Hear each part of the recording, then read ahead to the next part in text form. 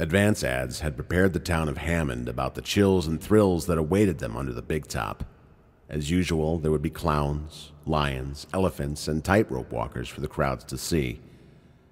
At 10 a.m., the children of the town were out to get ready for the big arrival of the much-anticipated circus. But there was no parade, no clowns, and no circus. On June 22, 1918, the time about 4 a.m., dawn was not yet painting the eastern sky.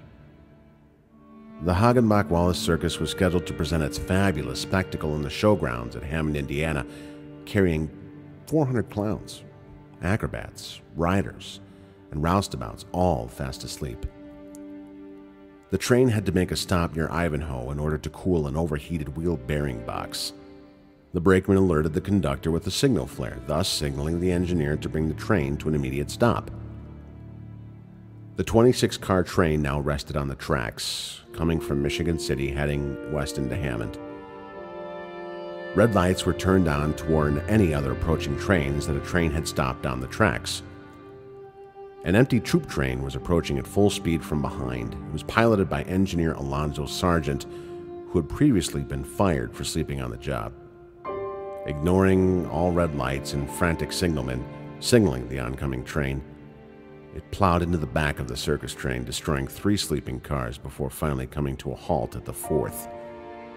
A fire then broke out due to the train being lit by kerosene lanterns. Survivors of the crash, trapped underneath the wreckage, were unable to free themselves and escape the flames. An estimated 86 people died in the accident. Most of these people were roustabouts who were only known by their nicknames, and many had joined only recently. Hagenbeck-Wallace Circus only missed one single performance, which was the one in Hammond.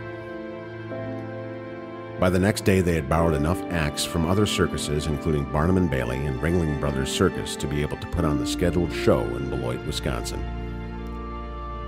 As news of the accident spread, the Showmen's League of America acted. The League's officers at once moved to provide a last resting place for the crash victims.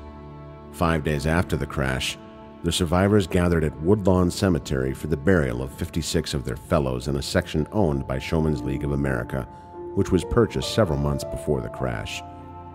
Of the 56 performers, only 13 of the victims buried there were identified. The names of others are labeled Baldy and Four-Horse Driver.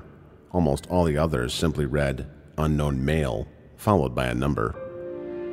Among the dead were Arthur Diericks and Max Nietzborn of the Great Diericks Brothers, a strongman act, and Jeannie Ward Todd of the Flying Wards. Most of the left half of Showman's plot contains victims of the 1918 wreck. The other half is used for burials of other circus performers up to this present day. Years later, 5 elephant markers were placed at the corners and rear center of Showman's rest plot. The elephants each have a foot raised, with a ball underneath and the trunks lowered, symbolizing mourning. The base of the large central elephant is inscribed Showmen's League of America. According to the legend, the elephants are there to commemorate the elephants killed in the wreck and buried in this section.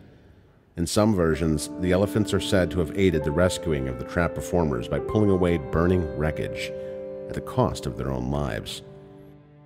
It is said on some nights, the haunting cry of elephants can still be heard in the distance. In reality, however, there were no elephants on the circus train, and no animals were killed in the crash.